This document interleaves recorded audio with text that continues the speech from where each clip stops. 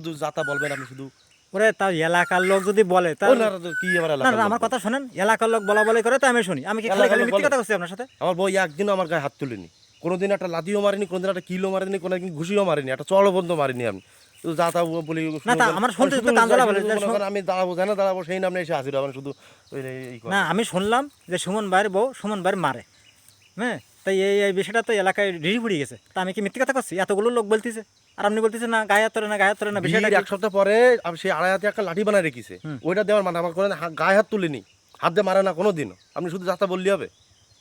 শুধু ও জানা শোনা দেখা হবে আর বলবেন যে গায়ে হাত তুলিস, গায়ে তুলি, কবে হাত তুলিস? ও তাহলে এই ব্যাপার, হ্যাঁ ওই গায়ে ব্যাপার। হাত তোলে না, লাঠি দিয়ে কষে? লাঠি দি কষে। ও এইবার আরে তা বিষয়টা আমি কি বুঝলাম। মারতে পারি? আমার গায়ে গল বল কম? নারী কেন? নির্যাতনের মামলায়, পুরুষ নির্যাতনের মামলায় কোনো শুনেছেন? না তা যা তো তা নেই, বলেন। তা তো নেই, তাহলে এখন উভয়টা আমার কি? যখনই মারে সে লাঠি দিয়ে মারে, আপনি শুধু পড়ি কন আমি তো মারিস না, হাত তুলিস না তোমার গায়ে, হাত তুলিস না তোমার গায়ে। হাত কবে তুললো আমার গায়ে? একদিনও হাতও তুলিনি, পাও তুলিনি। হুম। শুধু আমার ওই লাঠি দিয়ে কষে। তাহলে আপনি আইনগত ব্যবস্থা নিতে পারতেছেন না পুরুষ নির্যাতনের পুরুষ মামলায়? নির্যাতনের মামলা হয় না এই জন্য। তাহলে এখন আসলে আপনি যখন তখন যাতে সামনে আর মানুষজনের সামনে এই ধরনের বলা বলি করবেন না, আমি নিশ্চিত করে দিলাম। আচ্ছা ঠিক আছে ঠিক আছে ঠিক আছে, আচ্ছা আপনি যান।